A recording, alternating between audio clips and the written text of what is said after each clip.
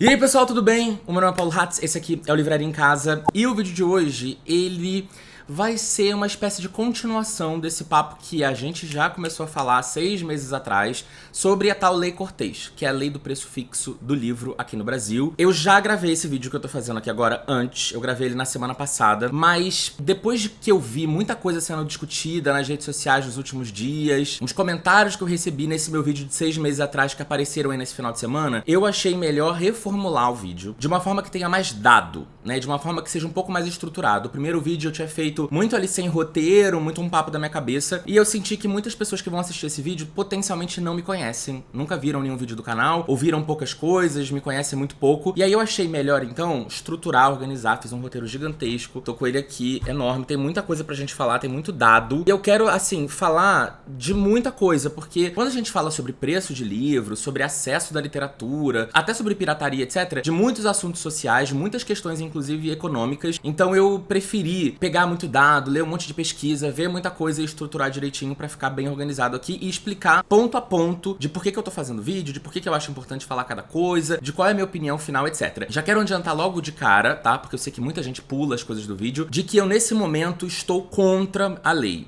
E eu quero explicar exatamente todos os pontos que são a favor, os pontos que são contra, mas vamos com calma. Fazendo aqui um resgate muito rápido do que a gente discutiu até agora, do que foi dito inicialmente e o que mudou aí nos últimos dias, semanas, que fez o assunto começar a fazer esse burburinho novamente. Bom, muito rapidamente porque eu já expliquei isso num outro vídeo. Esse projeto de lei, ele começou em 2015 e ele ficou engavetado até que em 2022 ele saiu de novo da gaveta e ele voltou a tramitar e a circular. Esse projeto foi desarquivado pela senadora Tereza Leitão, que é do PT, Lindbergh Faria está envolvido nesse projeto também, enfim, e ele prevê que os livros, a partir do seu momento de lançamento, por 12 meses, ou seja, no primeiro ano de lançamento do livro, ele vai precisar custar o mesmo preço em qualquer ponto de venda, seja no site da editora, seja na Amazon, seja na livraria local, em qualquer lugar. Reedições de livros vão ter um período um pouco menor, 6 meses, mas ou seja, não é só para livro novo, para livros reeditados também entram na lei, só que por 6 meses. O máximo de desconto que vai poder ser dado por qualquer loja é de até 10%. O projeto, inicialmente, não tinha uma previsão muito clara sobre livros digitais, sobre e-books, mas recentemente, numa atualização que rolou depois de várias discussões que ele vem sofrendo, entendeu-se que aceitar que o livro digital, que o e-book, custe menos do que o livro físico nesse momento do lançamento,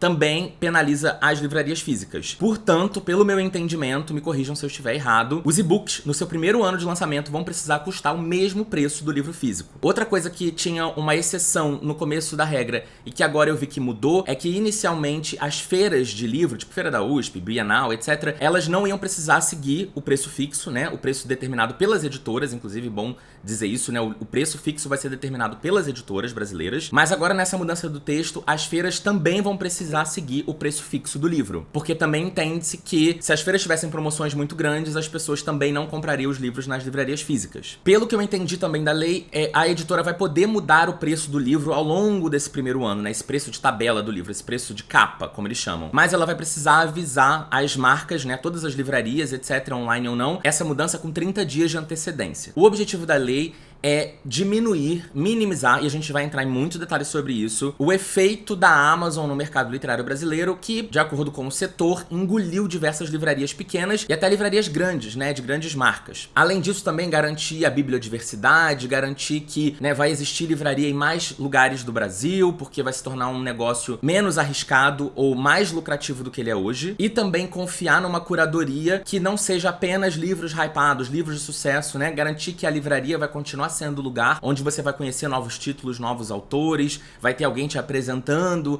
esses autores, vai conversar com você sobre os seus gostos e vai te ajudar nessa escolha. Um outro ponto muito importante que eu quero colocar aqui antes da gente começar nos detalhes desse vídeo, em todos os detalhes, todos os dados que eu resolvi levantar, eu quero ler pra vocês uma carta que explica melhor ainda qual que é a proposta da lei, qual que é o propósito da lei e quais que são as organizações envolvidas e que estão fazendo esse projeto ir pra frente, né? Que estão trabalhando para que esse projeto vá efetivamente a plenário, seja votado e entre em vigor. Nesse momento ele foi aprovado na Comissão de Educação, mas ele ainda não foi aprovado em plenário, então ele não deixou de ser um projeto e se tornou lei. Depois que ele for aprovado no plenário, e aí tem que ver em quantos turnos que são, etc. E pelo meu entendimento também, o presidente Lula precisa sancionar. E aí, na Bienal, do livro que aconteceu aqui em São Paulo esse ano, essas organizações entregaram uma carta pro presidente Lula que eu vou ler pra vocês, que fala um pouco melhor sobre o projeto. Essa carta foi assinada pela Associação Brasileira de Difusão do Livro, que é a ABDL, a Abre Livros, que é a Associação Brasileira de Editores de Livros e Conteúdos Educacionais, a ANL, que é a Associação Nacional de Livrarias, a CBL, que é a Câmara Brasileira do Livro, a Libre, que é a Liga Brasileira de Editoras, e o SNEL, que é o Sindicato Nacional dos Editores de Livros. Vamos lá pra carta. Excelentíssimo senhor presidente, as entidades do setor do livro no Brasil, e aí eles falam todos esses nomes que eu já falei pra vocês aqui agora, comprometidas com o fortalecimento do livro, da leitura, da liberdade de expressão e da bibliodiversidade, vem por meio deste documento agradecer todo o seu apoio e comprometimento com o livro, a leitura e a educação. O Brasil atualmente tem um número de livrarias muito inferior ao recomendado pela Unesco. A Unesco é uma parte da ONU que fala sobre educação e etc. Que estabelece como parâmetro mínimo uma livraria para cada 10 mil habitantes. Diante do grande desafio de aumentar o número de livrarias no território brasileiro e estabelecer condições para que todas as livrarias possam se manter competitivas e acessíveis à população, as entidades do livro vêm manifestar seu apoio incondicional ao disposto no texto do PLS 49/2015, Lei Cortês. A Lei Cortês estabelece uma política nacional para a comercialização e difusão do livro, essencial para a valorização de toda a cadeia produtiva do livro, desde os leitores, autores, editoras até as livrarias. Acreditamos que a concretização de um instrumento legal como a Lei Cortês representará um importante avanço para o fortalecimento da cadeia produtiva e criativa do livro, criando um ambiente de concorrência justa,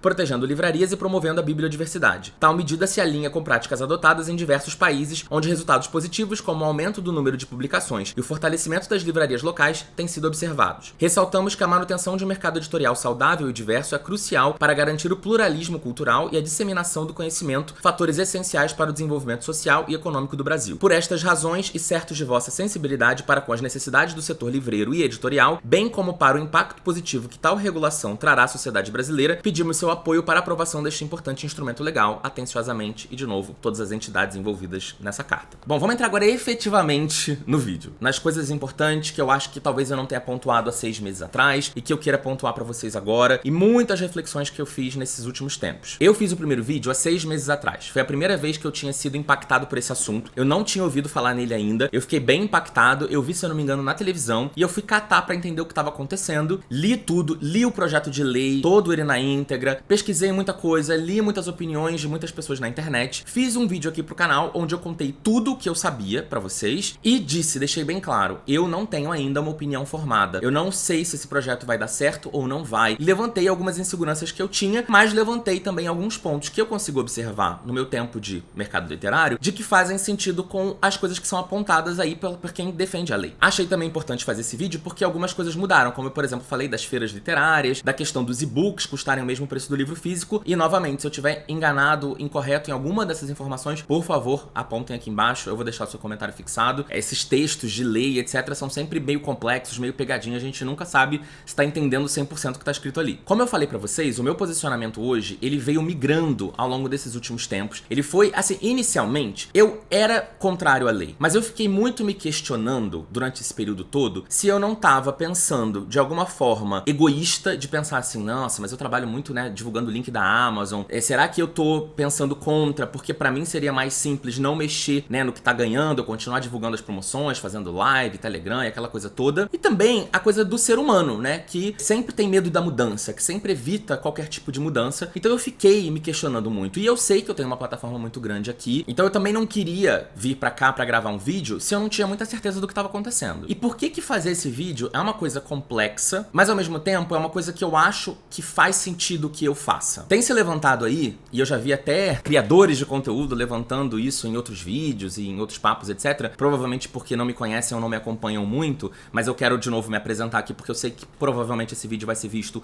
por pessoas que não me assistem normalmente. Eu hoje estou posicionado num lugar do mercado, na verdade hoje não, né? Eu acompanho o mercado literário muito no detalhe há 10 anos e criando conteúdo há 9 anos. Nesses últimos 9 anos, eu trabalhei com muitas coisas diferentes nesse mercado. Eu já apresentei eventos, já tive em Bienal, eu já fiz publicidade, eu já divulguei link, eu tenho programa de apoiadores e clube do livro, tudo que vocês podem imaginar dentro do negócio literário eu já fiz. Maratona literária, live, tudo que existe pra fazer dentro da comunidade literária nesses últimos 9 anos eu fiz. E o fato é, algumas pessoas tentam me apontar como, ele vai defender a lei porque ele é amigo das editoras, porque ele quer fazer publicidade, porque ele quer fazer mais trabalhos. E ao mesmo tempo, outras pessoas, ou às vezes as mesmas pessoas, acham que eu não tô apto pra falar sobre o assunto porque eu divulgo o link da Amazon, eu tô sempre falando de Amazon. No caso, eu inclusive sou associado da Amazon, acho acho que há 8 para 9 anos. E o fato é que esse vídeo aqui, ele não me abre porta nenhuma, gente. Potencialmente ele pode até me fechar. Porque eu vou, embora eu esteja contra a lei, eu vou apontar diversos pontos que são pontos que as pessoas sabem, mas que muitas vezes as pessoas não gostam de falar sobre e que são críticos a todos os dois lados, tanto da Amazon quanto das livrarias e até das editoras. Então, na verdade, no final das contas, eu tô numa posição muito boa, porque a minha vida financeira, pessoal, da minha empresa Livraria em Casa, ela não tá apoiada só em uma coisa dentro desse mercado. Eu tenho umas 6 ou 7 formas de renda hoje através de Livraria em Casa. Uma delas é a Amazon, que é uma das minhas principais, e logo depois as editoras, que me contratam para fazer trabalhos, etc. Eu não me lembro de ter feito nenhum trabalho pago por livraria, tipo assim, publicidade para livraria. Eu já apresentei evento em livraria, mas não convidado pela livraria, sim convidado por editora ou por autor. E antes da gente entrar em mais detalhes aqui, mais dados, né, e números que eu quis trazer pra vocês, eu queria que a gente tivesse muita calma nesse assunto. Porque, gente, de forma alguma, um assunto que esbarra nas questões sociais do Brasil, nas questões econômicas do Brasil, é um assunto fácil de discutir, é um assunto que é fácil de resolver. Não é. Ele vai tocar em muitas coisas e dificilmente as pessoas vão ter todos os prismas, todos os parâmetros, vão conseguir analisar a situação de todos os ângulos possíveis. A minha intenção nesse vídeo é trazer o máximo de dado, trazer o máximo de informação, trazer todas as discussões, os pontos positivos, os negativos de todos os lados dessa história toda, e não pra influenciar ninguém, embora possivelmente eu vá fazer, porque isso é meio que, né, natural de acontecer, mas dar informação pra todo mundo conseguir refletir e tomar a sua decisão e entender o que acha e ter liberdade de expressão, liberdade de discordar. Aqui nesse vídeo, a minha proposta de forma alguma, a minha ideia de forma alguma é que todo mundo concorde comigo e fale arrasou e me dê biscoito. Não é. Pode se discordar, pode dizer não concordo com esse ponto, eu acho que você não falou sobre isso, eu acho que você não pensou naquilo, eu acho que você falou muito pouco sobre esse assunto que é muito importante, tá tudo certo. O que não pode aqui é uma discussão de ataque pessoal, é duvidar do meu caráter, duvidar da minha índole, porque, de novo, se eu quisesse passar fora do radar, isento, eu não estaria fazendo esse vídeo agora. Eu tô fazendo um vídeo onde eu posso potencialmente me prejudicar com a Amazon, potencialmente me prejudicar com o mercado livreiro no geral, porque eu já falei 1000 vezes pra vocês, e vou repetir a 1000ª, de que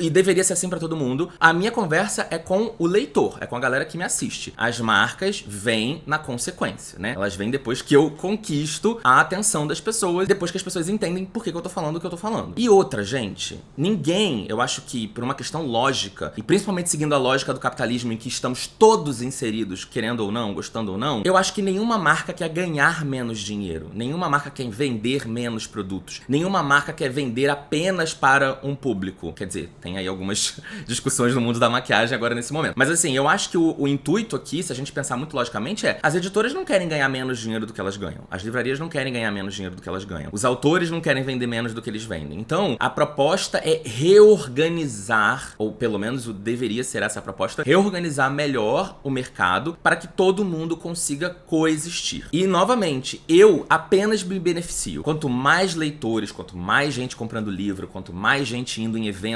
melhor pra mim, que crio conteúdo e vivo, eu tô inserido completamente nisso, isso é o meu trabalho. E de novo, reforçando aqui pra quem não me conhece, eu caí nesse trabalho completamente sem querer. Eu comecei o Livraria em Casa com uma proposta apenas de ser uma coisa que ia ser uma diversão pra mim, uma válvula de escape, uma coisa que eu queria sair do mundo financeiro que eu tava inserido. A pandemia veio, o canal estourou, meio que sem eu também estar esperando por isso, e um ano depois eu perdi meu emprego e eu falei, bom, isso aqui tá dando certo, eu vou ficar aqui. O que eu queria começar a partir aqui pra gente montar esse raciocínio juntos é contar pra vocês um pouco do meu background, pra vocês entenderem o que eu penso, por que eu penso do jeito que eu penso, por que eu enxergo as coisas de uma certa forma. Eu comecei a ler em 2001, né? Eu li Harry Potter emprestado, depois eu fui pedindo pras pessoas da minha família pra cada um me dar um livro, porque a gente não tinha dinheiro pra comprar livro, né? Eu não tô falando isso aqui pra ganhar biscoito nem nada, mas assim, eu vim de uma realidade de uma classe média baixíssima. Eu dividi uma cama de casal com a minha mãe e com a minha avó até os meus 10 anos de idade. Eu sou filho único de mãe solteira, sem pai presente e sem pensão, inclusive sem registro em certidão de nascimento até os meus 12 ou 13 anos. Eu tô contando isso pra vocês, não é por biscoito, é porque eu quero mostrar pra vocês que hoje eu estou numa realidade privilegiada, mas eu não vim dessa realidade privilegiada. Embora eu também não saiba o que hoje é ter a condição de vida que eu tinha nos anos 2000, porque hoje em 2024 as realidades são diferentes, os custos são outros, enfim. Mas o que eu quero trazer pra vocês aqui,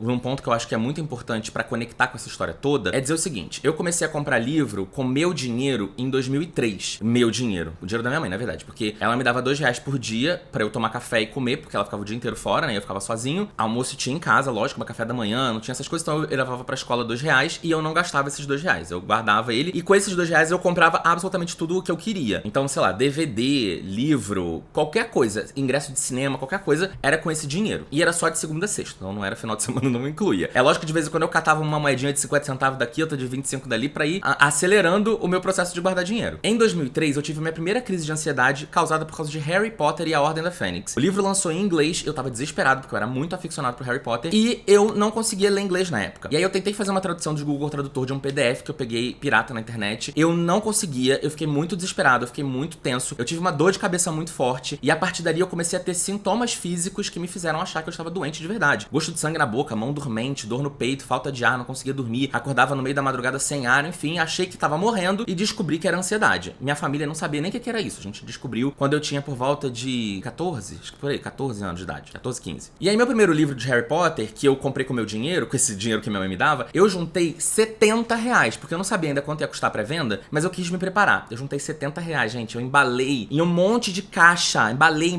pra eu não gastar, escondi embaixo da minha cama, pra eu esperar a hora que fosse abrir a pré-venda pra eu comprar no primeiro dia e não gastar aquele dinheiro. Eu guardei R$70 em 2003 pra comprar um livro. Quando a pré-venda abriu, foi uma pré-venda na Saraiva, online. Eu comprei e custou R$54,90. Gente, eu lembro disso até hoje, pra vocês verem como eu sou apegado a número. Eu lembro disso até hoje. Eu sou do último dia de Sagitário, quase Capricórnio, daí você tira. Eu comprei o R$54,90, dei o dinheiro pra minha mãe como boleto, ela pagou no banco e eu recebi o livro de Harry Potter e a Ordem da Fênix, detonei ele muito rapidamente e já naquela época eu tive um problema, que é um problema inerente à internet. O preço da loja online sempre é mais barato do que o preço da loja física, na grandíssima maioria das vezes, principalmente lá no início dos anos 2000, gente. Eu comprei o livro na Saraiva online, o meu livro, a tinta onde estava escrito Harry Potter, ela saiu toda, em 3 dias, saiu toda, gente. Ficou só escrito E a Ordem da Fênix. Aí eu fui na loja da Saraiva no Barra Shopping e eu fiz um grande escândalo com 14, 15 anos de idade e eles não queriam trocar o meu livro, porque eles falaram que eu comprei online e online é outra coisa, online tem outro custo, não é o custo da loja física, custo de aluguel, de condomínio, de luz, de funcionário, de... Então não tem como a gente trocar o seu livro, porque aqui o preço é outro, não sei o que lá. E eu tive que fazer toda uma grande confusão, defender os meus direitos, já com 14, 15 anos, e conseguir trocar o livro. Mas tô contando essa história só pra vocês entenderem como o problema da diferença de preço da loja online pra loja física acontece há muito tempo, continua acontecendo e não só na literatura. Por exemplo, na Fast Shop, às vezes você entra no site da Fast Shop, o preço tá um, você vai na loja, o preço é outro. E aí você quer discutir com o vendedor, ele fala, querido, vai lá e compra na loja e espera chegar. O online tem essa questão de você ter que esperar chegar. A loja física não, você pega, compra e leva na hora muitas vezes. Eu vi todas as grandes livrarias sofrendo. Eu vi a Siciliano fechando, depois eu vi Fnac, depois eu vi Saraiva acabando também, aos poucos, né, foi se destruindo. E eu mesmo, nessa época, tá? 2004, 2005, 2006, minha mãe ia pra shopping, se enfiava numa Renner, revirava a Renner inteira, ficava 2, 3 horas lá experimentando roupa e não comprando nada, e eu ficava em livraria o tempo inteiro, gente. Livraria o tempo inteiro. Eu até lia na livraria, ouvia CD no negócio, no aparelho de CD, revirava a livraria inteira. Eu amo livraria. Gente, o nome do meu canal é Livraria em Casa. Vocês já pararam pra pensar nisso? O nome do meu canal é Livraria em Casa, e sabe onde que ele surgiu? Na Amazon. Porque meu sonho era ter isso aqui, gente. Isso aqui era meu sonho. Meu sonho era ter na minha casa um monte de livro, um monte de prateleira que parecesse que eu tinha uma livraria em casa. E aí quando eu comecei a pesquisar e comprar livro, lá atrás, há mais de 10 anos atrás, eu criei uma lista de desejados dentro do site da Amazon que se chamava Projeto Livraria em Casa. Porque eu tinha um projeto de ter uma livraria em casa. E aí depois, quando eu fui criar o meu canal, eu falei, e se eu pegasse aquele nome lá que eu criei sem querer, sentado no vaso um dia, e usasse pra criar o meu canal, e ele tá aí até hoje. Então, eu também ia pra todas as livrarias, ficava lá o tempo inteiro, mas eu também não comprava. Eu tava lá na Saraiva o tempo inteiro revirando tudo, lendo sinopse, mas depois eu ia comprar sabe aonde? Na Saraiva Online, na Submarino, porque daí a Submarino chegou. A Submarino chegou ali, eu lembro que pelo começo dos anos 2000, e eu comecei a comprar muita coisa lá, porque era mais barato do que na loja física. Gente, tudo. Até expansão do The Sims era muito mais barato na loja online do Submarino do que em qualquer livraria física. Hoje em dia, eu tô numa condição de vida melhor, e hoje em dia, eu entendo que a lei, ela não tem um impacto efetivo na minha vida. Eu não vou deixar de comprar livro. Hoje eu tenho comprado menos livro, né? Quem acompanha aqui o canal já percebe que eu recebo muita coisa, então eu acabo comprando mais e-book. Mas hoje eu sei que eu falo de uma posição de privilégio, e eu tô tentando ao máximo possível aqui trazer todas as informações pra vocês entenderem que eu tô tentando sair do meu tênis de privilegiado, sair do meu sapato de privilegiado e tentar olhar a situação por outros pontos de vista também. Lembrar quem eu era há 10 anos atrás, há 20 anos atrás, como como leitor. E aí vamos falar então da tal da famigerada chegada da Amazon no Brasil, que aparentemente abriu todas as caixas de Pandora e saíram como é que é o nome daquilo? As coisas do apocalipse, esqueci a palavra. As trombetas do apocalipse. A Amazon surgiu lá nos Estados Unidos em 1994. Ela é mais nova que eu, porém um pouco mais rica. Ela chegou no Brasil em 2012, vendendo livro online só. E em 2014 ela começou a vender livros físicos, né? Eu já comprava no site da Amazon desde antes de chegar no Brasil, porque eu comprava gringo, às vezes queria livro importado, diferente, ou CD, né, gringo que demorava muito a chegar aqui. Então eu já tenho minha conta da Amazon, é mais antiga do que a Amazon no Brasil. E lá naquela época, eu ouvi de muitos conhecidos, porque é isso, né? Eu não tenho todos os panoramas aqui de como é trabalhar numa livraria e nem de como é trabalhar numa editora. Eu nunca trabalhei nesses dois lugares. Então eu também parto de um lugar que não é tão completo assim. Mas o fato é que a gente conhece muita gente, né? Nesses últimos 9 anos, principalmente nos últimos 4, 5, eu conheci muita gente do mercado literário, conversei com muita gente, ouvia muita coisa, entendia muita coisa dos processos, e muito dessas pessoas me contaram lá atrás, né? Porque foi ali quase que no começo do meu canal começou em 2015, a Amazon começou a vender livro físico em 2014. Eu comecei a ouvir que a Amazon veio muito, ajudou muito, salvou muito o mercado.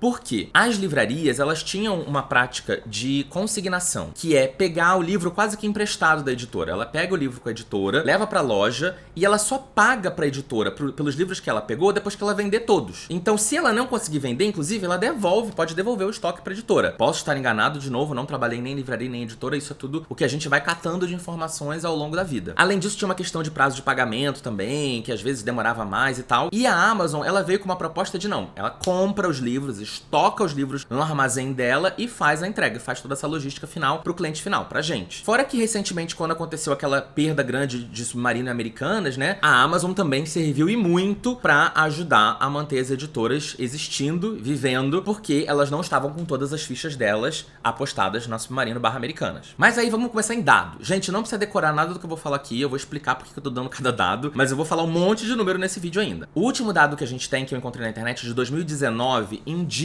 que aparentemente, porque a Amazon não divulga esses números oficialmente, 80% dos e-books vendidos são comprados no site da Amazon e 50% dos livros físicos são comprados no site da Amazon. 50% do que é vendido de livro físico no Brasil vem da Amazon. E aí tem uma pesquisa, eu vou deixar tudo aqui no box de informações para vocês verem com os próprios olhos. Tem uma pesquisa que eu vou usar um pouco aqui dela, que é a pesquisa de produção e vendas do setor editorial brasileiro. Ela foi feita pela Nielsen Book, mas ela foi solicitada pela SNEL, que é esse sindicato das editoras de livros, né? Essa pesquisa dizia que em 2018, as livrarias online, as livrarias exclusivamente online, tipo a Amazon, elas só representavam 3,4% do faturamento das editoras. Ou seja, 3% só de faturamento, de dinheiro que as editoras botavam no bolso, não necessariamente lucro, o faturamento vinha de lojas exclusivamente online. De 2018 para 2022, o número já era de 35,2% do faturamento. Ou seja, em 4 anos, pulou de 3% para 35% do faturamento das editoras vem de lojas exclusivamente online, e a gente sabe que majoritariamente da Amazon. Uma outra pesquisa, que é a Panorama do Consumo de Livros, que é feita pela Nielsen também,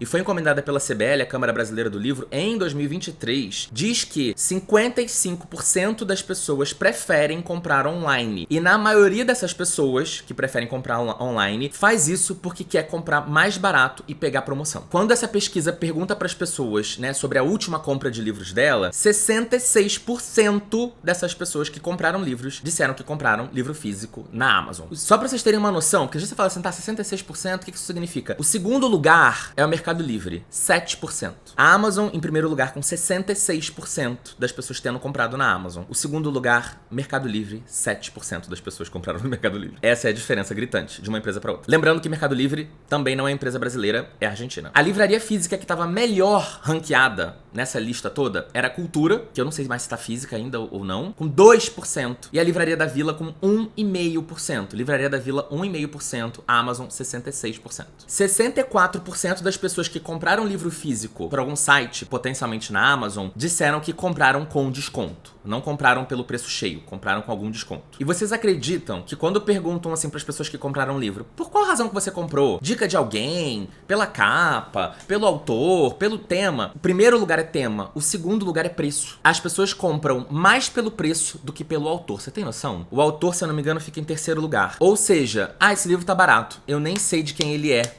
mas eu vou comprar mesmo assim. Segundo fator motivador geral das pessoas que compraram o livro foi pelo preço. Mas e afinal? Vamos entender o panorama da literatura no Brasil. Vamos falar primeiro de quantidade, tá? Quantidade de dinheiro, de venda de livro, e daqui a pouco a gente entra no perfil demográfico dessas pessoas. Em 2023, só pra venda, não pra governo, né? Venda pro mercado geral literário, 4 bilhões de reais de faturamento, né? De vendas de livros, excluindo o governo, tá? Só de venda para mercado, excluindo o que as editoras vendem pro governo pra usar em sala de aula, etc. Uma queda de 0,8% no faturamento em relação a 2022, tá? Uma queda de 1% comparado ao ano anterior. Foram 172 milhões de livros vendidos, de itens vendidos em 2023. 8% a menos do que em 2022. Uma pessoa da Record disse que o número só não foi pior porque houve um aumento nas vendas para o governo. Embora eu esteja falando aqui de números excluindo o governo, quando você olha no panorama geral, as editoras não sofreram tanto porque o governo acabou investindo um pouco mais. O cara da Alta Books falou que só não foi ainda mais acentuada a queda em razão do aumento nominal de 7,9% do preço médio do livro. Ou seja, o faturamento só não caiu mais porque o livro ficou mais caro. Então, vendeu-se menos livro, mas como um preço médio maior, de 8%, que conseguiu contrabalancear a queda de venda, né, de 8% a menos de itens de livros vendidos. Vendeu 8% a menos de livros, mas o livro custou 7,9% mais caro, então acabou ficando meio em linha. Outro ponto interessante para vocês entenderem também, que eu nem sabia, o digital, né, os livros digitais, eles ainda representam muito pouco do faturamento total das empresas. É menos de 8% do que as editoras faturam vem de livro digital. Mas tem aumentado bastante. De 2022 para 2023, o faturamento do digital subiu 39% em um ano. Entrando agora no perfil demográfico do leitor brasileiro, ele é majoritariamente feminino, 57% de mulheres. A classe social é, na sua ordem, 43% é classe C, o grupo maior. Já vou explicar pra vocês o que é classe C. 39% é classe B, 10% é classe D e E 7% é classe A. Pode parecer que a classe A é muito pequena, mas na verdade não, porque a população brasileira é formada de 3% de classe A. Então, ou seja, 3% de classe A consumiu 7% de todo o mercado literário, todo o faturamento literário do Brasil. Só pra informação de novo que eu falei que eu queria dar, classe A é considerado pessoas que ganham acima de 20 salários mínimos por mês, renda familiar, tá? Não é renda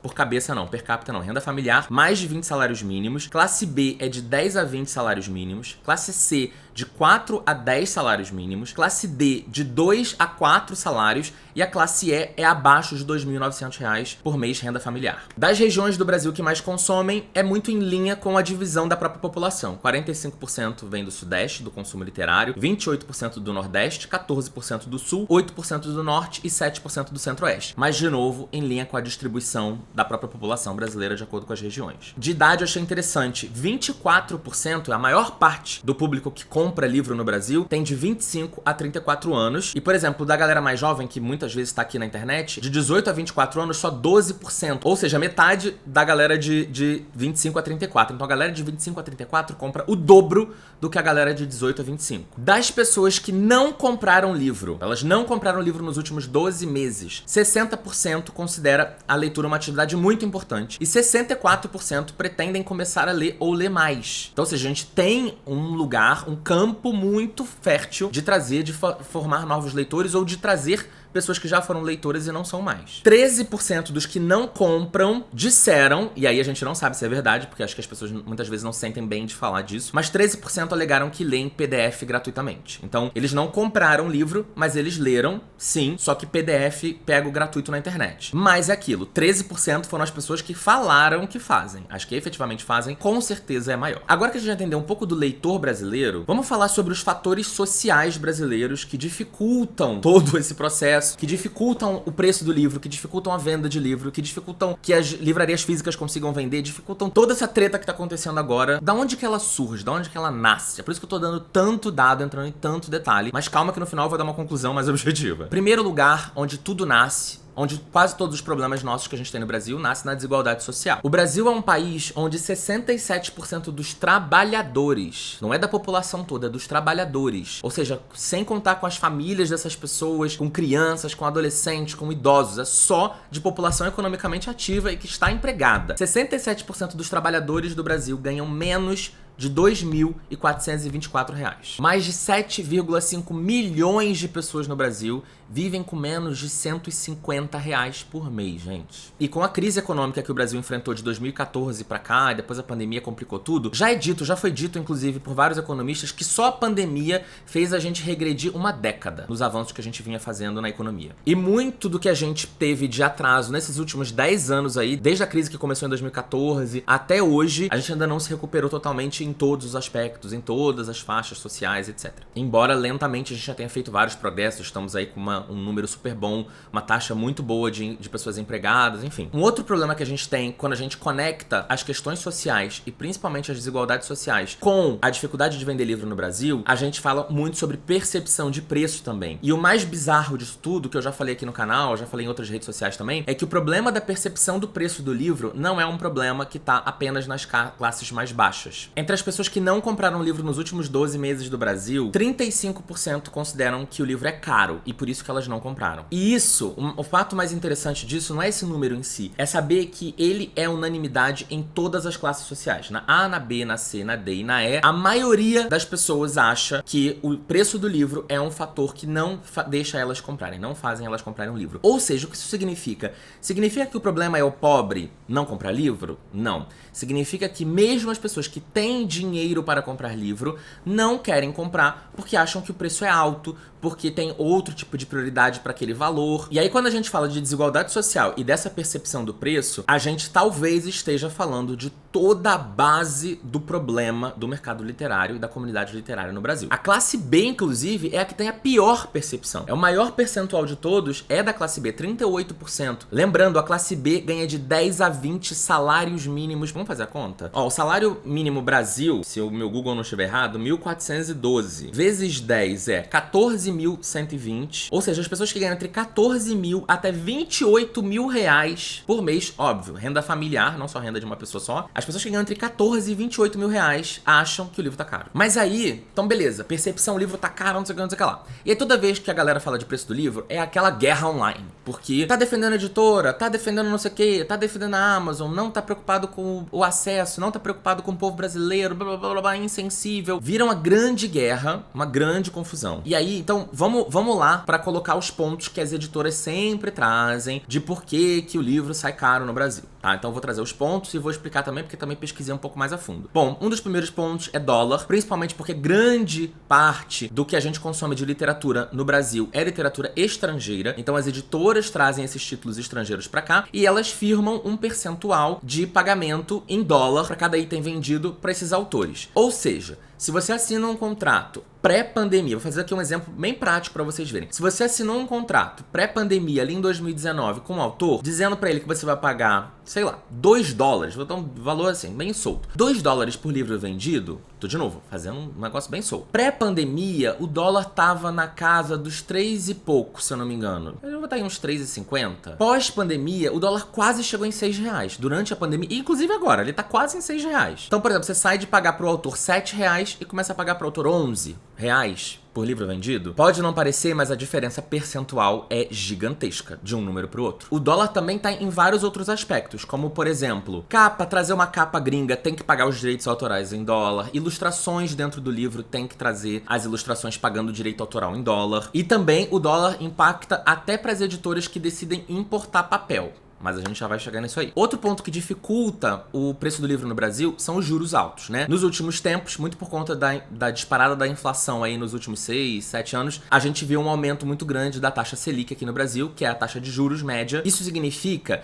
que é mais caro para pegar dinheiro emprestado, para fazer investimento, e isso impacta absolutamente todos os mercados, todas as indústrias, em todos os lugares. A gente acaba tendo um problema, uma redução de investimento, uma diminuição na economia, uma parada na economia, porque as taxas de juros estão muito altas. Chegamos ao tal problema do papel. Esse eu acho que é um problema que você já deve ter ouvido várias vezes. Eu já ouvi muitas vezes, até porque eu já fui dentro de gráfica, já fui dentro de editora, já vi livro sendo impresso, então eu já conversei sobre esse assunto com muita gente durante muitas oportunidades. E o fato é, o Brasil, a gente tem alguns produtores de papel, mas a Suzano é basicamente, até o dado que a gente teve aqui, é de que quase 100% do mercado literário brasileiro usa papel da Suzano. A Suzano é quem produz o papel que é usado para os livros. Ela domina, dentro do mercado brasileiro, 40%, tá, do segmento de papel e celulose, mas no mercado literário é quase 100%. E aí muitos problemas acontecem, inclusive se conectando um pouco com o problema Amazon também, porque a gente tem um grande player e esse player define quais são as regras do jogo. Esse player define quanto ele quer cobrar e as marcas têm que pagar, porque elas vão fazer o quê? Até porque importar não tá dando. Eu não sei se tem uma oferta tão grande de papel importado assim, com a questão de dólar, mais imposto, etc. Talvez não vá sair mais barato do que comprar no Brasil pela Suzano. E um problema que aconteceu, especialmente pandemia pra cá, com a subida do dólar, ou seja, com a desvalorização do real, é mais vantajoso você fazer exportação do que você vender pro seu mercado interno. Porque você vende por dólar, você vende por uma moeda mais forte que a nossa, você vai ganhar proporcionalmente muito mais. Se antes você vendia alguma coisa por $1.000 e você ganhava R$3.000, agora você vende por $1.000 e você ganha R$5.500. Multiplica isso por milhões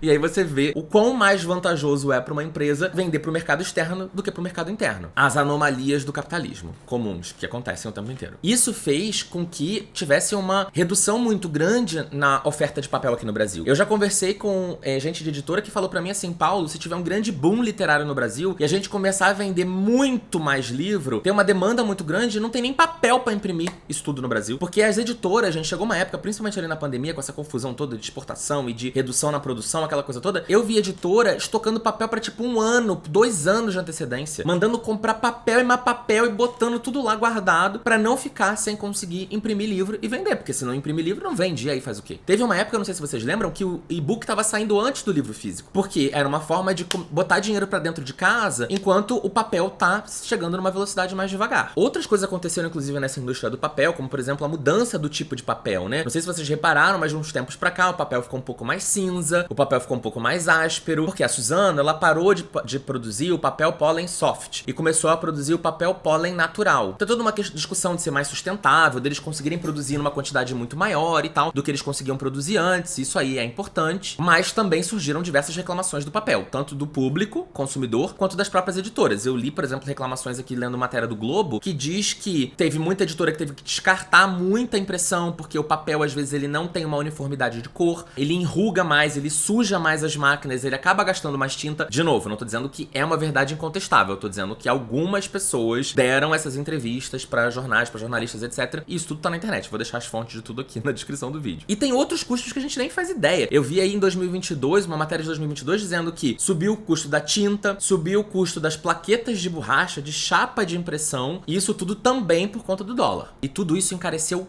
muito o custo de produção do livro. Além disso tudo, gente, a gente tem o custo da pirataria, que é um custo que a gente não consegue mensurar, porque a gente não sabe em dados estatísticos definidos o quanto de livro a gente vende a menos por conta da pirataria. E aí, importante ressaltar aqui, quando a gente fala de problema da pirataria, muitas pessoas ficam muito incomodadas com esse assunto. Infelizmente, gente, a gente vive numa lógica capitalista de consumo. A gente não consegue fugir disso, né? Já falei. Eu já vi gente falando assim, você tá do lado das editoras ou do lado dos leitores? E, infelizmente, não existe um sem o outro. E é isso que a gente precisa entender. Não tem como, não vai ter como você ler todos os livros gringos que você quer sendo traduzidos por fã com a mesma qualidade, com a mesma velocidade que as editoras trazem pro Brasil. Então a gente precisa das editoras para fazer essa curadoria, para fazer com que autores nacionais sejam publicados, tenham repercussão, cresçam, consigam aí se tornar grandes nomes da literatura e impulsionar a arte brasileira, né, para lugares que a gente ainda não conseguiu chegar. E a gente precisa também de todo o trabalho de tradução, de revisão, de distribuição dessa literatura. Então a gente precisa coexistir. Todos nós precisamos coexistir. E quando a gente tá falando de problema da pirataria, a gente não tá falando da pessoa que não tem dinheiro, não tá falando da pessoa que tem dificuldade até pra se alimentar, pra pagar aluguel, pra pagar a conta da luz,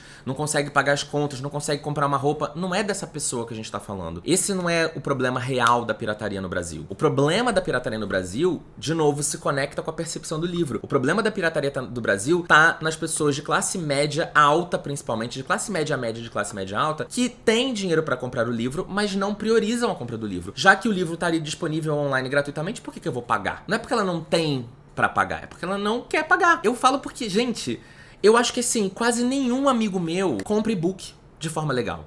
Nenhum. Todo mundo tem Kindle, todo mundo tá lendo o tempo inteiro, mas tudo pega PDF. E todo mundo, emprego, fala inglês, fala espanhol, viaja, trabalha, mora sozinho, sai pra balada, enche a cara, vai pra cinema, vai pra restaurante. E aí? Aí é que tá o problema. Aí é que tá o problema, porque a conta é paga, gente. A conta, ela vai ser paga. A gente vai pagar essa conta de algum jeito. De alguma forma. E muitas vezes a conta a gente paga porque o preço do livro sobe. E a gente não consegue comprar, porque as editoras vendem menos, então elas imprimem menos, o custo médio de produção fica mais alto, e aí o preço fica mais alto, e várias outras coisas também entram nesse aspecto, tá? Não é só custo de produção igual ao preço. Mas a pirataria, ela gera uma questão, um problema pro mercado como um todo, pra cadeia como um todo, que onera todo mundo que compra. Então, quem não paga acaba mandando a conta pra quem paga. Isso é assim em, por exemplo, você pensa em gato da net, gato de água. É a mesma coisa, a mesma lógica. E, de novo, não estou aqui criminalizando nada nem ninguém. Tem um vídeo sobre pirataria aqui no meu canal. É um assunto que é muito complexo. O que a gente tá falando aqui são sobre os impactos, questões práticas. E aí aquela questão, mas vem cá, o preço do livro subiu mesmo? Porque lembra que eu falei pra vocês que eu paguei R$54 no lançamento de Harry Potter lá em 2003, há 21 anos atrás? O preço do livro subiu mesmo, né? Porque a gente tem essa percepção de que subiu. E a gente vê nas pesquisas, né? Toda hora, subiu 8%, subiu não sei o que, subiu não sei o que. Mas eu vou pedir para o Rodolfo deixar um gráfico aqui pra vocês verem. Uma coisa é preço nominal, ou seja, custava 20, depois custava 22, depois custava 25, depois custava 30, depois custava 32, depois custava 35,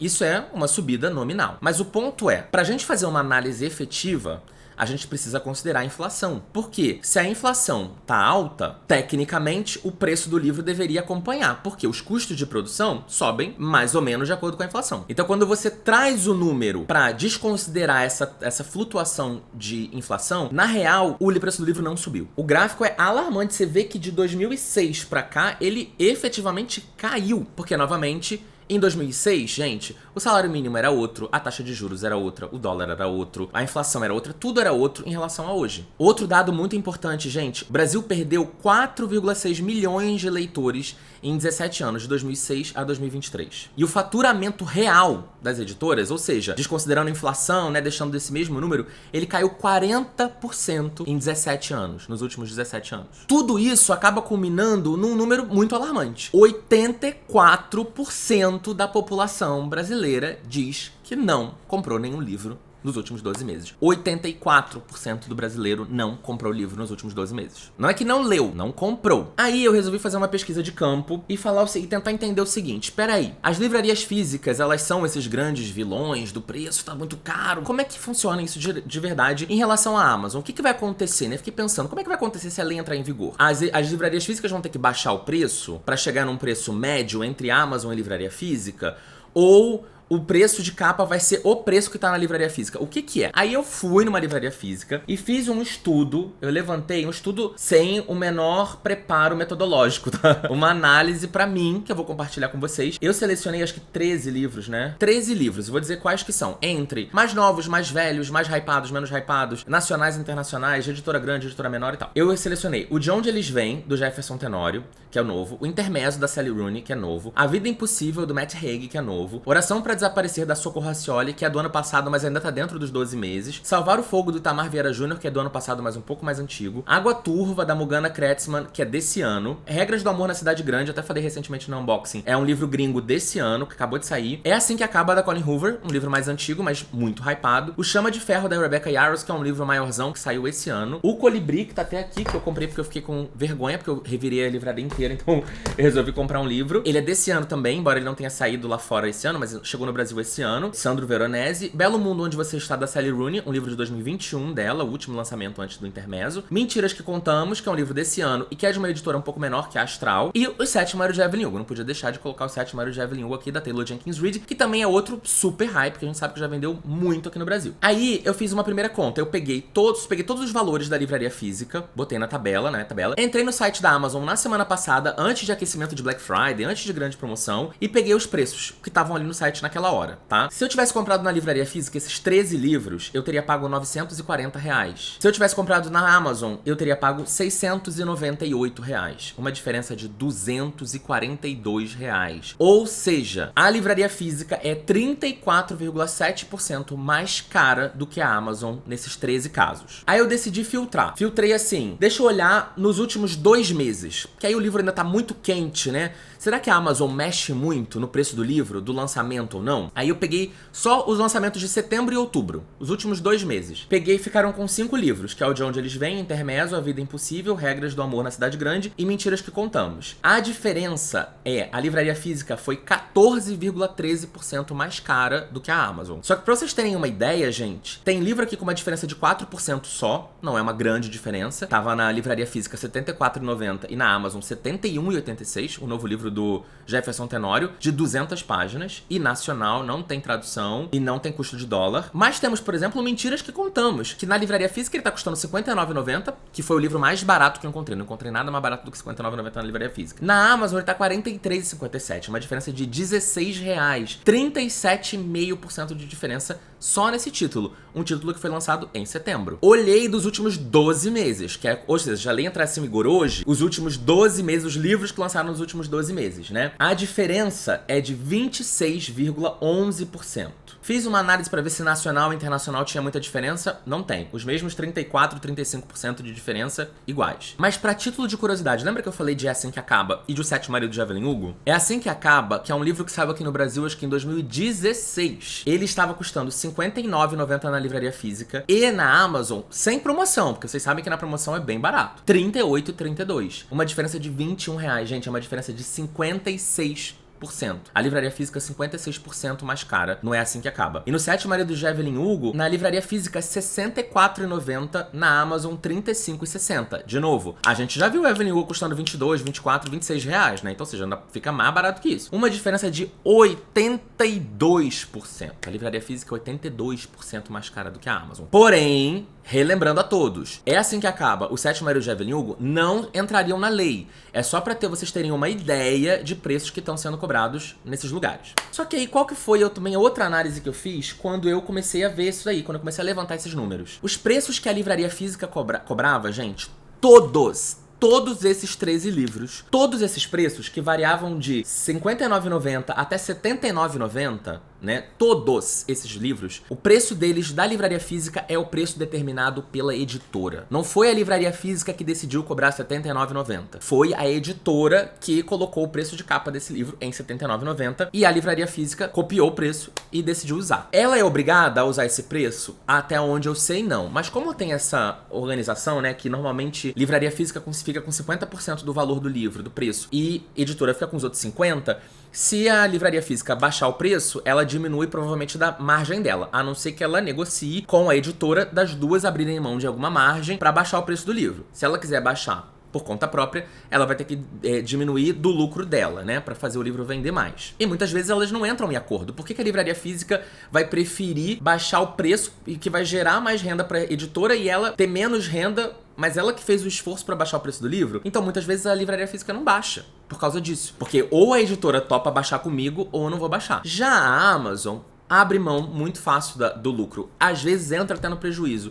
E por quê? Porque o livro para a Amazon é uma estratégia de marketing para trazer público para dentro do site e não uma estratégia de receita. Não é que a Amazon esteja faturando muito dinheiro vendendo livro no Brasil, mas a Amazon, ela entende que o livro, além de estar no DNA da marca, porque a Amazon lá atrás, quando surgiu nos Estados Unidos e surgiu vendendo livro, ela começou com uma livraria, mas a Amazon coloca o preço do livro mais barato também porque ela entende que o dinheiro, o carro-chefe, está em vender itens com preços maiores, com margens maiores e tal. E principalmente com essas assinaturas, né? Kindle Unlimited e Amazon Prime, Amazon Music, etc, etc. Eles ganham uma grana boa com essas coisas também. E aí, tocando nesse ponto, quando eu faço essa comparação entre livraria física e Amazon, a gente entra num outro problema, que é uma briga que já existe entre as livrarias físicas e as editoras. Porque sim, existe uma briga. E não fui eu que disse que existe. Eu li e vou deixar pra vocês aqui também na descrição todos os sites, todos os links pra vocês lerem, mas eu vou ler pra vocês na íntegra que o diretor executivo da editora WMF Brasil, a Martins Fontes, né, e da livraria Martins Fontes Paulista, e ele também é presidente da Associação Nacional de Livrarias, a ANL, que assina a carta a favor da lei, o Alexandre Martins Fontes, ele fala o seguinte: temos aqui uma reflexão urgente e importantíssima a fazer.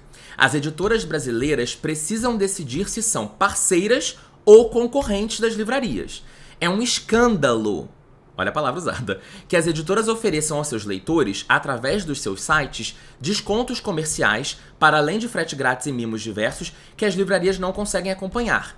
Queremos que as livrarias desapareçam das ruas das nossas cidades? Se não enfrentarmos esse assunto com coragem e muita seriedade, em breve só visitaremos livrarias quando viajarmos para Buenos Aires, Lisboa, Madrid, Paris, Milão e etc. Achei legal que ele assumiu que muitas pessoas vão viajar para esses lugares. Ou seja, isso é um outro problema que eu venho ouvindo há muito tempo. As livrarias não querem que as editoras vendam livro em seus sites. Ou que não vendam com preços melhores. Mas o que a gente vê é que o tempo todo as editoras fazem isso. As editoras fazem desconto, às vezes mesmo, por exemplo, assim, tá rolando feira da USP. Você não tem como ir na feira da USP? Pois entre no site da nossa editora e compre tudo com 50% de desconto. Por quê? Precisamos lembrar, lembra que eu falei que 50% do preço fica para editora e 50% fica para livraria normalmente, exceto negociações à parte? Se a editora vende com um descontão, ainda tá dentro da margem dela. É lógico que operar um site, ter um site de venda e fazer a logística tem um custo e tem um risco, né? Que quem normalmente faz é a livraria. Mas não custa 50% do preço do livro, não vai ser gasto para fazer a manutenção do site. Então a editora consegue negociar descontos melhores no site deles, né? E isso deixa as livrarias muito putas. Isso se conecta com uma outra coisa da minha vida que daqui a pouco eu vou contar pra vocês mais pra frente. Outras experiências da minha vida aí que se conectam com essa história, que eu acho que talvez vocês já tenham feito essa conexão. Mas aí, afinal, quais que são os problemas reais que a gente tá encarando agora com a Amazon, vendendo o livro mais barato, com você conseguindo comprar o seu livro no primeiro ano do lançamento dele por 30 e poucos, por 20 e poucos, por 40 reais, e a livraria física tá cobrando 60, 70, 80, inclusive de livros super antigos. Qual que é o problema da gente deixar a Amazon agradar o povo e fazer o livro ficar custando barato? São alguns problemas. Bom, o primeiro, a gente já sabe, é o objetivo da lei, salvar as livrarias físicas, tá? Um ponto importante é, mas por que salvar a livraria física? Mas por que eu tenho que me preocupar com a livraria física? Em primeiro ponto, esquecendo a questão artística, dessa vibe, arte, esse local de união e de encontro, etc., que esse aspecto lúdico, ele é real, factível e precisamos levar em consideração, mas em aspectos práticos, tem muita gente que não tá nem aí pra isso, as livrarias físicas empregam muita gente, né, gente? São postos de trabalho, muitos postos de trabalho que se perderiam se todas as livrarias físicas fechassem no Brasil. Pelo que eu tô vendo aqui, de acordo com o Anuário Nacional de Livrarias de 2023, o Brasil tem quase 3 mil livrarias, tá? Um outro ponto também é o relacionamento com as editoras. Eu não sei, gente, nenhuma editora veio pra mim pra falar assim, oi, Paulo, o relacionamento com a Amazon é péssimo, não é bom, por isso ou por aquilo. Eu nunca recebi esse feedback. Mas o que potencialmente pode acontecer? Quando a gente tem uma empresa só dominando o game, ela se torna indispensável. Não tem hoje no Brasil como uma editora lançar um livro e ganhar dinheiro e entregar para um monte de gente no Brasil se ela não colocar esse livro para vender na Amazon. Hoje a realidade é essa. Ela pode distribuir só para livraria física, ela vai vender, etc, mas ela vai vender muito menos. E a gente sabe que o faturamento das editoras, quase 40%, vem de livraria online e potencialmente grande parte desse valor vem da Amazon. E aí o problema é que a Amazon fica sozinha, reinando, decidindo o que é certo, o que é errado, o que é justo, o que não é. Lógico, respeitando as leis, legislações, etc. do Brasil. Mas, gente, tem muitas coisas que são aspectos negociais, eles não são previstos em lei. Então, a Amazon pode decidir o que ela quiser. Em algum determinado momento, isso pode representar um problema para as editoras também. Um outro ponto que pode acontecer, e a gente tem um futuro muito incerto aí, é um efeito estilo Darkside. Eu não sei se vocês acompanharam, mas eu acompanhei bem desde o início. A Darkside surgiu em entre 10 e 15, 10 e 14, não sei a data exata. Mas ela surgiu ali no começo dos anos 2010, acho eu, e ela veio com um marketing muito pesado. Quem lembra sabe que a Darkside criou uma quizumba, uma confusão do cacete no mercado literário. As editoras putíssimas, porque como assim essa editora veio aqui com livro de capa dura por 30 e poucos reais, 20 e poucos reais, 36, 34, 39, 29, 27, que história é essa? Capa dura, edição de luxo, fitinha, folha de guarda cheia de ilustração e o quê? Com 30 e poucos reais? Não, é impossível. E provavelmente era impossível mesmo, gente. Eles provavelmente operaram no lucro zero ou com prejuízo, exatamente por uma estratégia de marketing agressiva e muito foda, inclusive, porque a maior parte do mercado literário brasileiro é extremamente conservadora e não tem coragem de botar esse dinheiro e só ver a cor de volta depois de muito tempo, mas eles fizeram isso com uma estratégia pra formar uma base de público. As pessoas se apaixonaram pela editora. Eu que tenho o meu problema com eles, eu tenho até hoje minha parte da estante separada só pros livros da Darkside. As pessoas começaram a colecionar livros da Darkside. E com preço muito bom, maravilhoso, todo mundo, Darkside, Darkside, Darkside, aquela loucura, os influenciadores queriam ganhar Darkside, os melhores brindes, aquela coisa maravilhosa. O que aconteceu hoje? Entra lá no site da Darkside, vai ver se o livro tá 30 reais. Vai ver se o livro tá 20. Gente, tá tudo 79, 89, 99. Tem livro de 100 e pouco. No outro dia saiu o House of Leaves lá por 200 e pouco. Tudo bem, uma edição de luxo, com um monte de coisa, papel pra tudo contra lado caindo, aquela coisa. Mas 200 e poucos reais. O problema é o medo disso acontecer com a Amazon. A Amazon já tá engolindo. Até uma hora que ela pode chegar e falar assim: lembra de quando eu fazia promoção e cobrava vocês 30? Agora eu não vou fazer, não. Agora eu vou dar 10% só de desconto. Agora, ao invés de você pagar 40, eu vou te cobrar 60. E você vai ter que aceitar, amor. Porque não tem. Você vai comprar onde? Não tem. As livrarias físicas, se existirem, agora elas já estão cobrando 80. Se elas forem mais esmagadas ainda, elas vão cobrar 150 num livro. A Amazon vai entuchar 70 na gente, 60 a gente vai ter que pagar. Porque a diferença é muito gritante de uma marca pra outra. E um outro aspecto também é o aspecto do dinheiro gringo, né, gente? Eu acho que assim, todo país normalmente preza, ainda mais quando a gente vê um governo de esquerda, tende a ter uma proteção ao capital brasileiro. Uma empresa, gente, ela é uma PJ, ela é uma pessoa jurídica. É tipo você, uma pessoa física. Você, brasileiro, você não prefere dentro do seu país ter os seus direitos garantidos, ter privilégios em relação a um gringo? Se chegar aqui um canadense aqui no Brasil, e fazer um negócio, você não quer... Peraí, calma aí.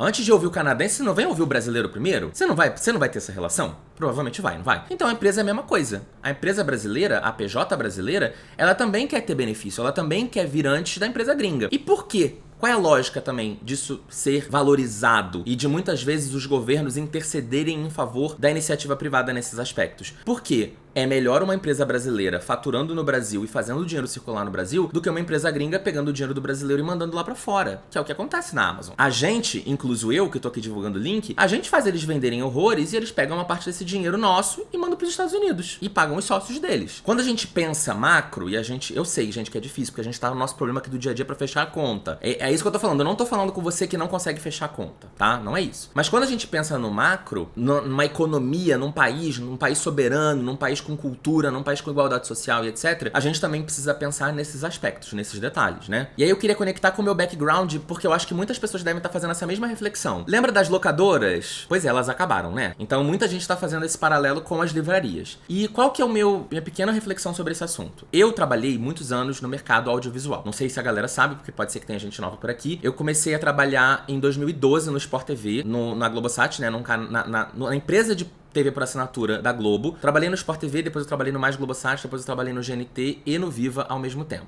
Mas ao mesmo tempo eu tinha amigos em todos os outros canais. Globo, Multishow, canais pagos, Telecine, Premiere, Combate, Playboy. E eu conheço das tretas de todo mundo. Eu trabalhei lá de 2012 até 2018. 2018 eu fui trabalhar na Netflix, trabalhei até 2021. Então eu trabalhei no mercado audiovisual por 9 anos, né? Eu vi o boom da televisão por assinatura, ali no começo dos anos 2010, porque a TV aberta cada vez mais caindo, a classe média crescendo, a renda crescendo no Brasil, as pessoas investindo mais em televisão por assinatura, e eu comecei a ver o declínio da televisão por assinatura também, porque começaram os streamings a pegar cada vez mais tração e força. Primeiro Netflix, aí depois veio Amazon, e HBO, e não sei o que, e Paramount Plus, e blá blá blá, e todos os streamings que foram surgindo na esteira da Netflix. E trabalhei efetivamente na Netflix. E, inclusive, a Netflix, ela também foi responsável por engolir um monte de gente, né? Ela engoliu as locadoras, engoliu totalmente. Até a Blockbuster tentou, que era uma empresa gigantesca, tentou bater de frente com a Netflix e não conseguiu. Primeiro a Netflix entrou entregando DVD por correio pras pessoas, batendo de frente com a Blockbuster que te obrigava a ir até a loja. Depois disso, ela começou a hospedar os arquivos de vídeo. Ela fez um acordo com as produtoras, distribuidoras e estúdios para colocar os filmes dentro do site deles, fazer uma plataforma de streaming, e isso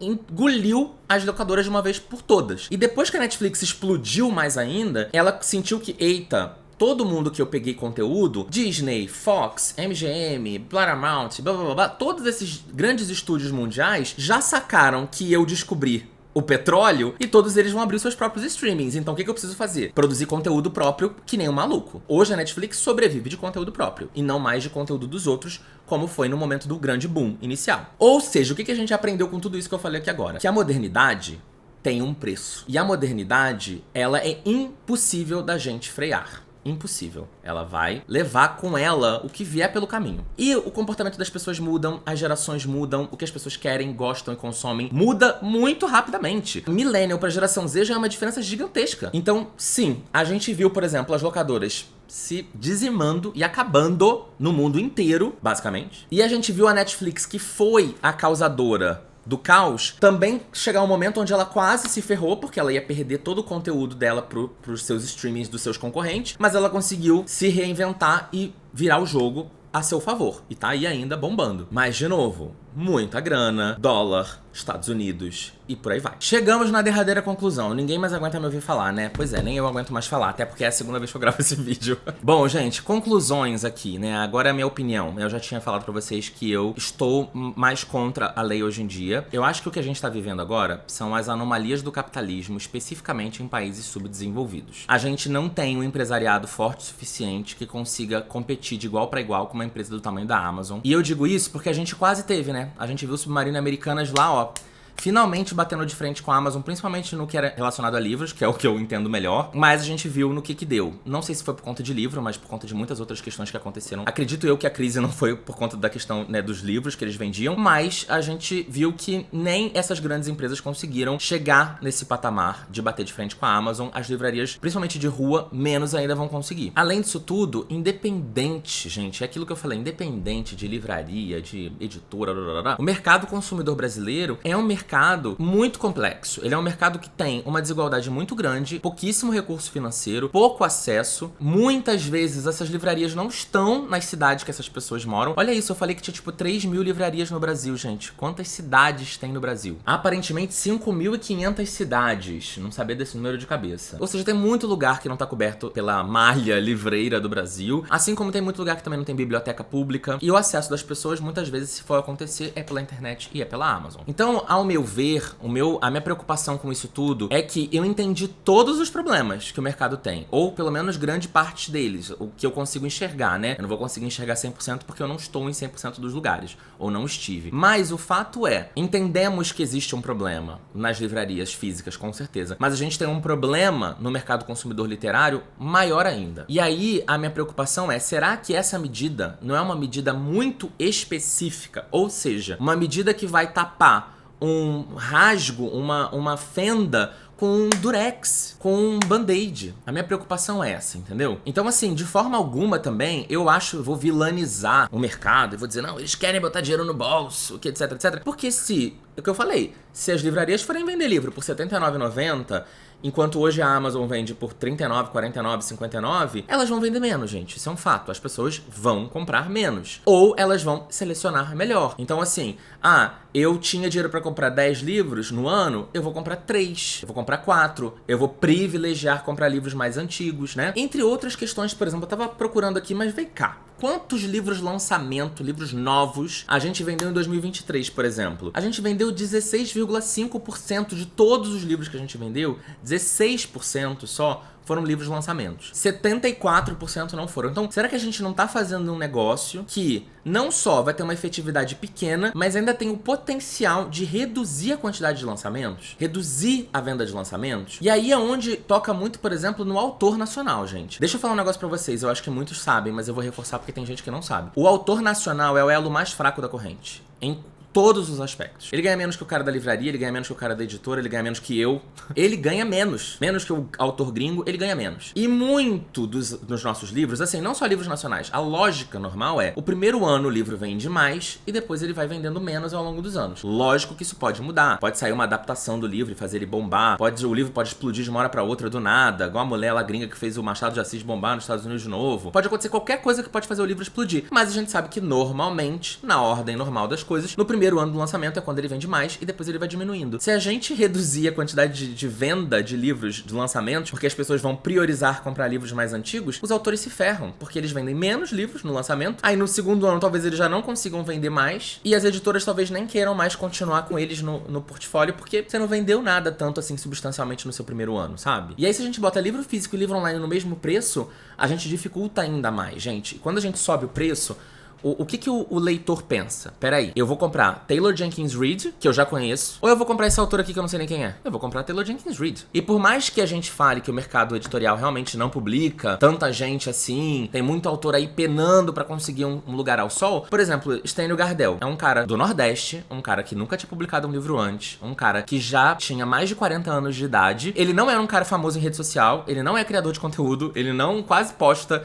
muito, e ele foi publicado, primeiro livro dele, pela Companhia das Letras, e inclusive ele ganhou o National Book Awards, um prêmio gringo que nunca nenhum brasileiro tinha ganho antes. E ele conseguiu ter esse espaço, por quê? Porque lá dentro da Companhia das Letras, Taylor Jenkins Reid vende horrores na paralela, Elle Kennedy vende horrores na paralela. Por isso, inclusive, que eu falo pra vocês que, infelizmente, até quando você pirateia um livro gringo, um livro em português, mas de um autor internacional, você também prejudica o sistema. Porque o Stênio Gardel, ele não tá sendo publicado inicialmente pela Companhia das Letras com uma ideia de, nossa, o Stênio vai dar dinheiro pra gente. Não, eles não pensam isso. Eles pensam assim, opa, eu tenho esse título gringo aqui que tá bombando, e com esse dinheiro eu consigo publicar autores que potencialmente podem bombar, porque são muito bons e porque a história é muito boa, sim, mas porque também trazem prestígio pra marca, porque também mostram a nossa curadoria incrível, excelente, maravilhosa. E aí é onde eu até me pergunto, eu falo, será que as editoras verdadeiramente, a galera lá das editoras, querem mesmo essa lei sendo implementada? Porque eu vou te falar que eu recebi mensagem de gente que trabalha em editora me dizendo que não quer não. Gente que conhece muita gente, tá? Não tô falando de dono de editora, não tô falando de acionista, que na maioria das editoras é tudo familiar, né? Mas eu tô falando de galera que trabalha no mercado editorial, que faz o negócio acontecer, efetivamente que bota a mão na massa. E até porque, gente, peraí, como que as editoras estão muito afim disso se a editora tá lançando o livro e e-book a R$ 9,90 pra fazer o livro subir no chart da lista dos mais vendidos da Veja, da Publish News, porque sabe que isso é uma grande divulgação, fez isso com Família Feliz, tá fazendo isso com vários outros livros agora recentemente, ou fazendo cupom de desconto bizarro. No outro dia, Sally Diamond estava custando R$ 25. Sally Diamond tem nenhum ano de lançado. Isso poderia acontecer com a lei em vigor? Não. Mas quem que fez isso acontecer? A editora. Sabe por quê? Porque era o cupom da editora. Não era da Amazon, era o cupom da editora. Deve ter sido um arranjo ali entre eles dois, né? Amazon e editora. Mas a editora tá lá, trabalhando com a Amazon, de braço dado, pra fazer o livro vender. Outro ponto que também, pra mim, me dificulta concordar com a lei é o seguinte: a lei é muito boa, funcionou muito bem na Alemanha, na França, na Espanha. Falo, bom, Alemanha, França e Espanha não tem nada a ver com o Brasil, absolutamente nada. Só são países. De resto, não tem absolutamente nada a ver com a gente, né?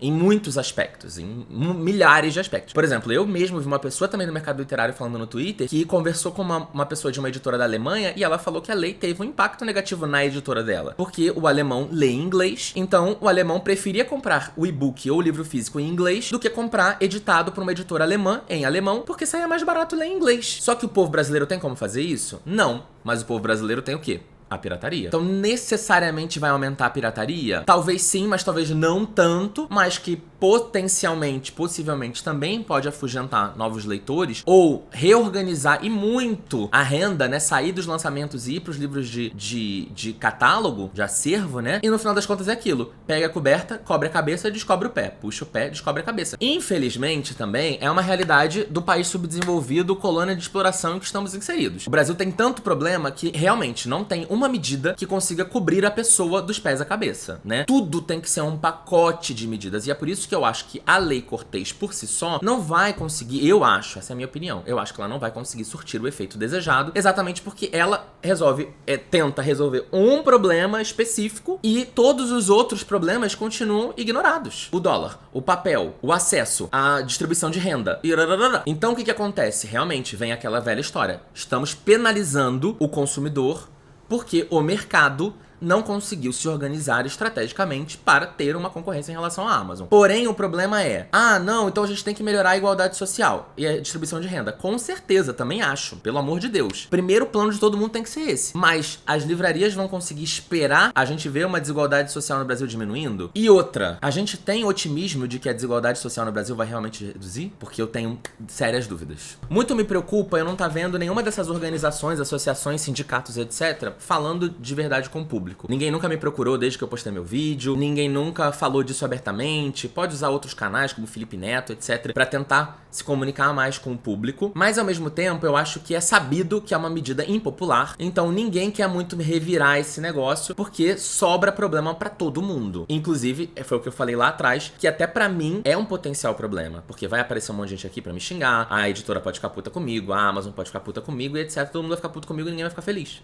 Mas eu acho que o meu papel como criador de conteúdo é fazer esse intermédio. É pegar a informação de lá, entender, acrescentar, fazer um monte de coisa e trazer pra vocês essa informação. E, obviamente, dar opinião também, mas tentar trazer informação. Deixo aqui o convite aberto, né? Se alguém Se alguma marca, se alguma associação, se alguém quiser aparecer, vir aqui, falar e etc. Mas tem que aceitar que talvez o público vá xingar nos comentários. Mas estou aberto, estou super aberto a continuar falando sobre o assunto. E é isso, gente. Olha, esse vídeo ficou bem longo e é a segunda vez que eu faço, ele ficou maior do que o primeiro, mas eu trouxe muito mais informação. Eu poderia falar mais 1 hora ou 2 sobre esse assunto, mas, né, a gente também precisa tentar ser o mais objetivo que dá, embora seja um assunto muito complexo, muito complicado. Imagino que a maioria das pessoas não vai ver esse vídeo inteiro, não vai nem ver esse vídeo, porque muita gente não tá nem aí, mas, enfim, espero que todos vocês entendam todos os pontos que eu levantei, pontos que são mais pessoais, pontos que são mais dados, estatísticos, etc. Que vocês acreditem verdadeiramente de que eu não viria aqui pra tentar implantar uma pauta individual minha. Eu realmente acredito na literatura, acredito na arte, me dedico muito a isso, até porque, por uma questão prática, a arte, embora eu ame, ela também me sustenta. Então eu também quero que esse mercado cresça, evolua, cada vez tenha mais editoras, mais livros, mais autores, mais mercado nacional. Eu cada vez me apaixono mais pela literatura nacional. Então, assim, eu quero um mercado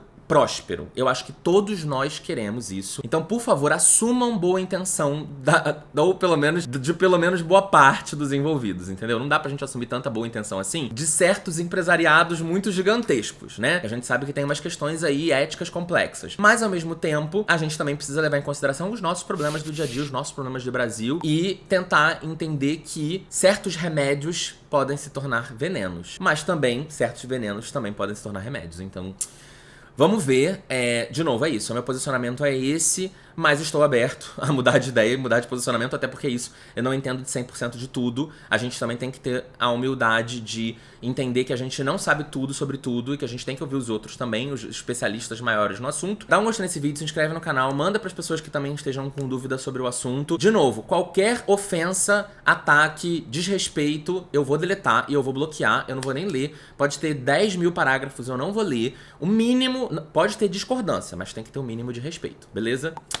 Bom, até a próxima. Tchau, tchau.